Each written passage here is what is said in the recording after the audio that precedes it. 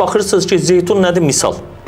Zeytun baxırsınız ki, adicə İsa Peyğəmbərə Yerusəlimdə, Qüdsdə, Zeytun dağında vəhyin gəlməsi ilə bağlı olan bir prosesi olaraq görürük.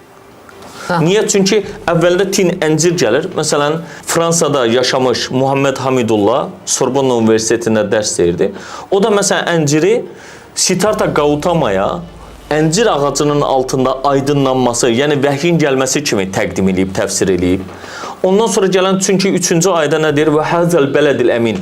Bu bələd, bəldədə əmin olan, güvənli olan bəldə, yəni misal gətirir, onu Məhəmməd Peyğəmbərə gələn vəhy kimi təqdim edibdilər. Bəzən Tur-i Sinanı da Musa Peyğəmbərə gələn. Düzdür, mən bu fikirdə deyiləm əslində. Çünki bunun da başqa bir tərcüməsi var əslində. Yəni demək istəyirəm ki, belə bir alternatiflər də var. Yəni orada bizim bildiyimiz, məsələn, Bəqərə surəsində bəhs olunur ki, Yahudilərə manna kaşa verdilər, onlar soğan istəyirdilər, bunu istəyirdilər. Ondan sonra bildirçin əti göydən töküldü, bunu yedilər. Bunlar baxırıq ki, əslində orada ifadə edildiyi kimi deyil. Yəni ona görə bunu biz ərəblərə məxsus bir qida rasionu və yaxud da ərəblərə məxsus olan bir kitab kimi təqdim eləyə bilmərik. Orada bəhs ediləndə sadəcə ərəblərin də bildiyi, onların da inkar eləyə bilməyəcəyi bir məsələdən bəhs olunur.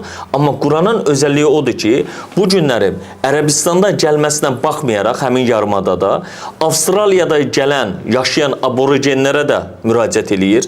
Deyək ki, Cənubi Amerikada yaşayan, vaxtı ilə yaşamış Mayalılara da müraciət eləyir. Sibirdə yaşayan deyək ki, Yakutlara da müraciət eləyən bir kitabdır. Elə olmasa bu kitab ümumbəşərliyini itirər.